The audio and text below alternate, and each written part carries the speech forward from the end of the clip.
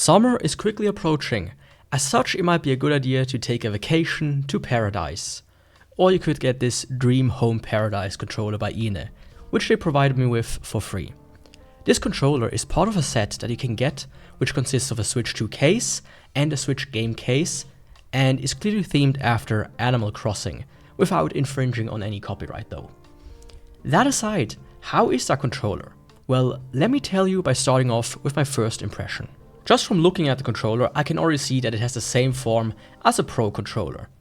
As such, it fits nice in my hands.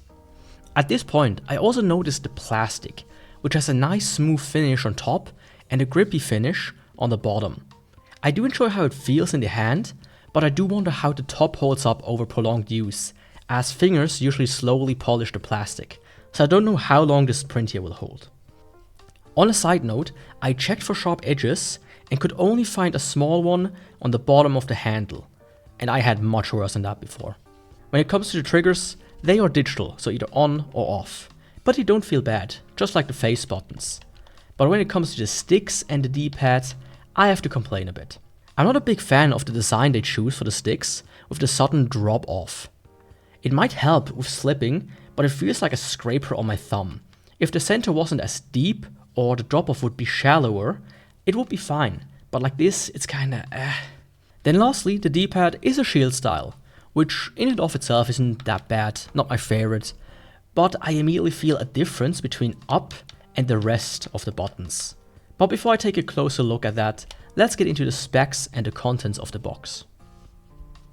Inside the box, you get the controller itself, a USB-A to C cable that is orange for some reason. I thought there's a meaning to the orange color, but I'm not too sure. But I'm 100% sure they're not following any guide here. As an addendum, orange means that it can either supply a higher current or is an always-on port that allows you to charge while the device itself is sleeping. This does not apply to a cable, so it's purely a stylistic choice on IINE's side. And lastly, the manual, which is your classic map fold-out style.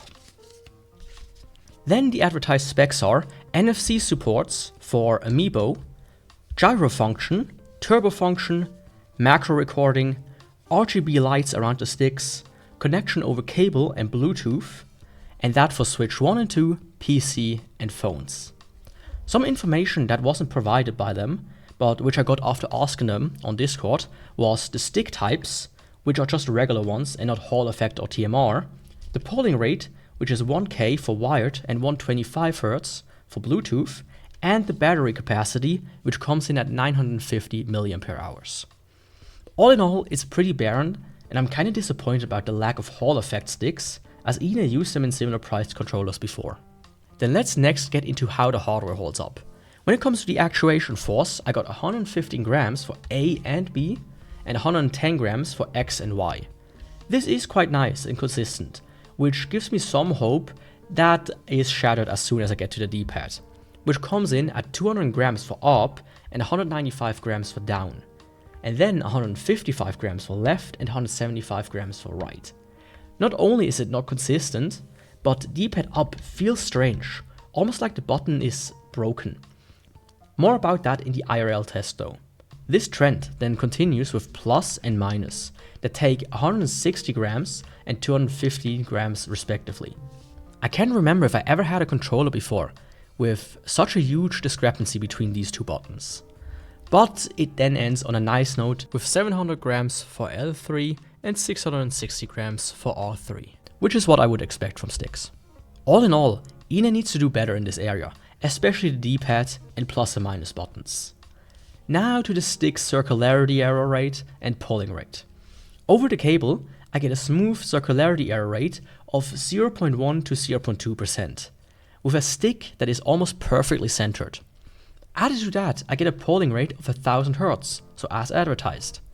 When it comes to Bluetooth, however, it is a different picture. While the sticks appear smooth at first, every so often there will be a weird spike, bringing the circularity error rate to 2.6 to 3.6%. This is probably because of the low polling rate of 125 Hz. Thankfully, I didn't notice anything weird while playing, but this is still not looking good. But speaking of playing, how does the controller perform in actual use? I think the controller is fine at first, and nothing feels too out of place. This is thanks to the shape being that of a Pro controller, and the weight is about the same as well. I had no problems with the base functionality of the controller itself, but what I had a problem with though were the sticks. Like I said in my first impressions, the style of the sticks is really not my thing, and I experienced some fatigue after an hour or two of playing. The sharper inside and uneven pressure from the ring is a slight downside. And this brings me to the D-pad, where I noticed a strange feeling D-pad up. It's almost like the button is not fully pressed or something. This becomes noticeable in the contra test, where at first it seems great, as there are almost no misinputs in the up direction, while down is pressed quite easily. Now remember, this is a shield style D-pad, so I would expect diagonals to happen quite easily, but what actually happens is that up diagonals are almost impossible to hit. Sure, you might not hit the wrong up direction, but you also won't be pulling off some moves in some fighting games. At this point I had to look inside the controller to see if there's something on the inside that looks weird, but there really wasn't anything suspicious. My suspicion now though is that the curvature of the shell allows for more travel in one direction than the other. So when you press e.g. left and up, the shield gets stopped by the plastic, while on left and down it doesn't. So I think the D-pad especially needs a big overhaul. Now getting to the macros. You have two of them available via the pads on the back. You can either set a single button or a series of up to 21 inputs. I did test this, and it is indeed 21 inputs. I also always check out the accuracy, and can report that they are spot on.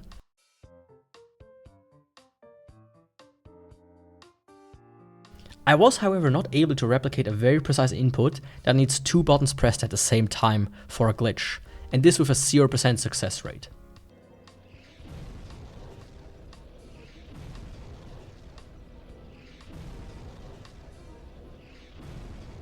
Then the gyro implementation is a native one. As such, it only really works with the Switch. There however, it works pretty well. The sensitivity is about what I expect, and there's only really a small amount of desync when moving fast, but that is within a limit that I would expect. Then lastly is the NFC implementation. The sensor area is about where you would expect it, right above the IINE logo, and it seems to work quite reliably. After all of this, I get to the conclusion. If your end goal is to get a good controller, then you might be a little disappointed with the Dreamy Home Paradise. It's not horrible and will do the job, especially for more comfy games like, Animal Crossing.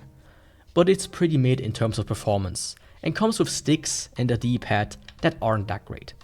If your goal, however, is aesthetics, then you might get a kick out of this one, not just for the controller, but for the entire set for a comfy summer look. So in short, the Dreamy Home Paradise controller by IINE offers a B- tier performance, but an A tier aesthetics. As such, for me, I wouldn't recommend it, but you might like it. And if you're interested in this or other IINE products, you can check the links in the pinned comments and also use my code for 10% off at the IINE store. If you want me to test other controllers, then don't be afraid to let me know in the comments as well. And other than that, don't forget to subscribe, like and hype.